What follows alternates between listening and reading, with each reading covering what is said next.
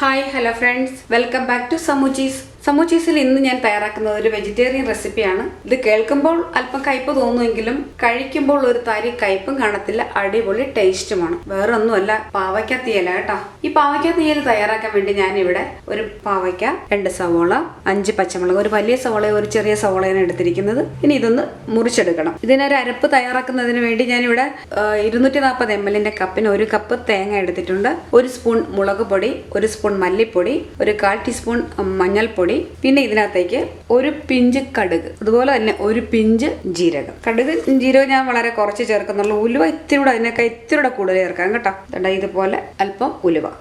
ഇതെല്ലാം കൂടെ നന്നായിട്ടൊന്ന് വറുത്തെടുക്കണം. വറുത്തെടുത്തതിന് ശേഷമാണ് ഞാൻ ഈ തീയൽ ഇവിടെ തയ്യാറാക്കുന്നത്. എൻ്റെതായ രീതിയിൽ ഇത് എങ്ങനെയാണ് തയ്യാറാക്കുന്നതെന്ന് ഞാൻ കാണിച്ചു തരാം. ആദ്യം നമുക്ക് തേങ്ങയൊന്ന് നന്നായിട്ട് വറുത്തെടുത്തിട്ട് വരാം. പിന്നെ കറിക്ക് ആവശ്യമായ ഉപ്പ്, വെളിച്ചെണ്ണ. ആദ്യം നമുക്ക് തേങ്ങയൊന്ന് നന്നായിട്ട് വറുത്തെടുത്തിട്ട് വരാം. തേങ്ങ വറുക്കുന്നതിന് വേണ്ടി ഒരു ഫ്രൈ പാൻ വെച്ചിട്ടുണ്ട്. അതിലേക്ക് ഞാൻ അല്പം എണ്ണ ഒഴിച്ച് കൊടുക്കുകയാണ്. ഇനി ഇതിനകത്തേക്ക് നമ്മൾ എടുത്ത് വെച്ചിരിക്കുന്ന തേങ്ങ ഇട്ട് കൊടുക്കുക. അത് ഈ തേങ്ങ നന്നായിട്ട് വറുത്തെടുക്കാം. ഇത് നന്നായിട്ടൊന്ന് മൂത്ത് വരട്ടെ കേട്ടോ. തേങ്ങ ഇവിടെ ഏകദേശം മൂത്ത് വന്നിട്ടുണ്ട്. അല്പം കൂടെ മൂത്തതിന് ശേഷം നമുക്ക് മുളക് പൊടിയൊക്കെ ചേർത്ത് കൊടുക്കാം. ഈ തേങ്ങ വറുക്കുമ്പോൾ നമ്മൾ പ്രത്യേകം ശ്രദ്ധിക്കേണ്ട ഒരു കാര്യം എന്ന് പറഞ്ഞാൽ, ഈ തേങ്ങ ചിരണ്ടി എടുക്കുമ്പോഴത്തേനും കൊത്തൊന്നും വീഴാതെ ഒരേ ലെവലിൽ ഇത് ചിരണ്ടി എടുക്കാൻ പറ്റണം. അങ്ങനെയാണെങ്കിൽ മാത്രമേ നമുക്ക് നല്ല രീതിയിൽ ഇത് വറുത്തെടുക്കാൻ പറ്റുള്ളൂ. കൊത്തൊക്കെ വീഴുവാണെങ്കിൽ അത് മൂക്കാതെയൊക്കെ കിടക്കും.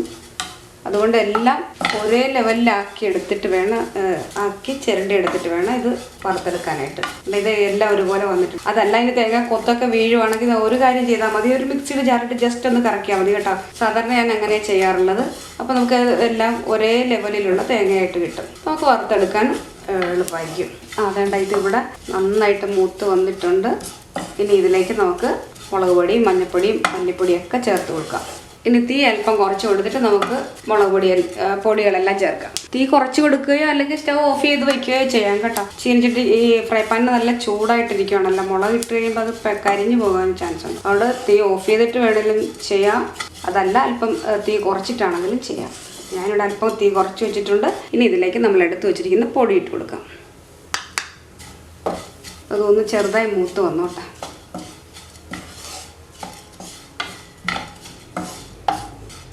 മുളക് പൊടിയുടെ മല്ലിപ്പൊടിയുടെ ഒക്കെ പച്ചച്ചുവയൊക്കെ മാറിയിട്ടുണ്ട്. അത് ചെറുതായിട്ട് മൂത്തിട്ടുണ്ട്. നമുക്കിനി ഇത് സ്റ്റവ് ഓഫ് ചെയ്ത് വെച്ചിട്ട് തണുത്തതിന് ശേഷം മിക്സിയുടെ ജാറിലിട്ട് അരച്ചെടുക്കാം. ഒന്നുകിൽ വെള്ളം ചേർത്തിട്ട് അരയ്ക്കാം, അല്ലാതെ വെള്ളം ചേർക്കാതെ വേണമെങ്കിലും അരയ്ക്കാം. ഞാനിവിടെ വെള്ളം ചേർത്തിട്ടാണ് അരയ്ക്കാൻ പോകുന്നത്. ഇത്രയും മതി. ഞാനിനി സ്റ്റവ് ഓഫ് ചെയ്ത് വയ്ക്കാൻ പോവുകയാണ്. പാവയ്ക്ക, സവോള, പച്ചമുളക് ഇതെല്ലാം ഇതേണ്ട ഈ രീതിയിൽ കട്ട് ചെയ്തെടുത്തിട്ടുണ്ട്. കണ്ടല്ലോ, ഇതേപോലെ തന്നെ കട്ട് ചെയ്തെടുക്കണം. തേങ്ങ വറുത്തത് ഇതേണ്ട ഇതുപോലെ നന്നായിട്ട് അരച്ചെടുത്തിട്ടുണ്ട്. അടുത്തായിട്ട് ഒരു കാര്യം പറയാൻ ഞാൻ വിട്ടുപോയി. അല്പം വാളംപുളി വെള്ളത്തിലിട്ട് കുതിർത്ത് വെച്ചിട്ടുണ്ട്. ഇത് നമുക്ക് കറിക്ക് ആവശ്യമായ പുളി ചേർത്ത് കൊടുക്കുന്നതിന് വേണ്ടിയിട്ടാണ്. വാളംപുളിയാണ് ഞാൻ ഇവിടെ എടുത്തിരിക്കുന്നത്. അത് വെള്ളത്തിലിട്ട് കുതിർത്ത് വെച്ചിരിക്കുകയാണ്. ഈ കറി തയ്യാറാക്കുന്ന സമയത്ത് ഇതിനാവശ്യമായതെല്ലാം നമുക്ക് ചേർത്ത് കൊടുക്കാം. അടുത്തായിട്ട് നമുക്കിനി എങ്ങനെയാണ് ഈ കയ്പില്ലാത്ത പാവക്ക തീയൽ തയ്യാറാക്കുന്നതെന്ന് നോക്കാം.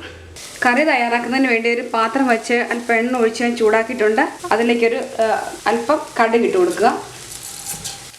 അല്പം കറിവേപ്പില കൂടെ ചേർത്ത്. ഇവിടെ കറിവേപ്പില ഇല്ല, കറിവേപ്പിലയൊന്നും കിട്ടാനില്ല.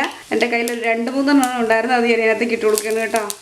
നിങ്ങളുടെ കയ്യിലുണ്ടെങ്കിൽ അത് ആവശ്യത്തിനനുസരിച്ച് ഇട്ട് കൊടുക്കുക. ഇവിടെ കറിവേപ്പില ഒന്നും കിട്ടാനില്ല. ഈ സവോള, പാവയ്ക്ക ഇതെല്ലാം കൂടെ ഒരുമിച്ചിട്ട് വാട്ടിയത്. ഇത് നന്നായിട്ട് വാട്ടിയെടുക്കണം. ഈ പാവയ്ക്കയും സവോളയും പച്ചമുളകും ഇതെല്ലാം കൂടെ എണ്ണയ്ക്കകത്ത് കിടന്ന് നന്നായിട്ട് വാടി വരുമ്പോഴാണ് ഈ കറിക്ക് നല്ല ടേസ്റ്റും കയ്പും ഒന്നും ഇല്ലാതെ നമുക്ക് കിട്ടുന്നത്. ഇതിനി നന്നായിട്ടൊന്ന് വാടി വരട്ടെ കേട്ടോ. വേണമെങ്കിൽ ഈ സമയം നോക്കി ഇതിനാവശ്യമായ ഉപ്പും കൂടെ ഇട്ട് കൊടുക്കാം. ഞാനിപ്പോൾ ഇതിനകത്തേക്ക് അല്പം ഉപ്പിട്ട് കൊടുക്കുകയാണ്.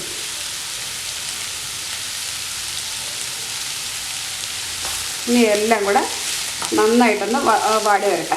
ഒരു തരി പോലും കയ്പില്ലാത്ത നല്ല അടിപൊളി പാവക്കറി ആയിരിക്കും ഈ രീതിയിൽ തയ്യാറാക്കി എടുക്കണമെങ്കിൽ. ഞാൻ മിക്കവാറും ഈ രീതിയിലാണ് ഇവിടെ ഞാൻ തയ്യാറാക്കുന്നത് കേട്ടോ. എല്ലാവർക്കും ഇത് വളരെ ഇഷ്ടമാണ്. പാവക്ക ഇവിടെ നന്നായിട്ട് വഴണ്ട് വന്നിട്ടുണ്ട്. ഇനി നമുക്ക് ഇതിനകത്തേക്ക് നമ്മൾ അരച്ച് വെച്ചിരിക്കുന്ന അരപ്പ് ചേർത്ത് കൊടുക്കാം. അരപ്പ് ചേർക്കാം.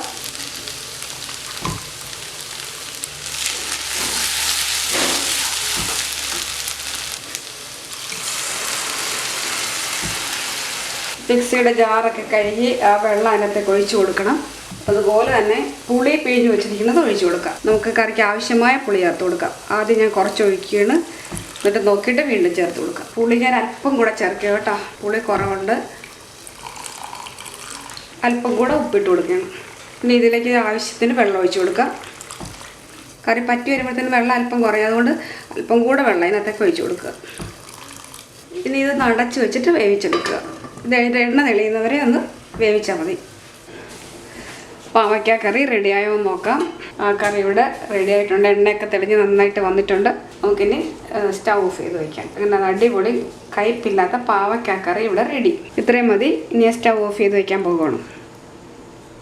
അല്പം പോലും കയ്പില്ലാത്ത അടിപൊളി ടേസ്റ്റിലുള്ള പാവക്ക തീയൽ ഇവിടെ റെഡിയായി. പാവക്കാക്കറി ഇഷ്ടമില്ലാത്തവർ പോലും കഴിച്ചു പോകും. ഈ രീതിയിലൊന്ന് തയ്യാറാക്കി കൊടുത്തു നോക്കൂ. എല്ലാവർക്കും ഇഷ്ടപ്പെട്ടെങ്കിൽ ഒന്ന് ട്രൈ ചെയ്ത് നോക്കിയിട്ട് അഭിപ്രായങ്ങളും നിർദ്ദേശങ്ങളും അറിയിക്കുക. അടുത്തൊരു പുതിയ റെസിപ്പിയുമായി നമുക്ക് വീണ്ടും കാണാം. താങ്ക്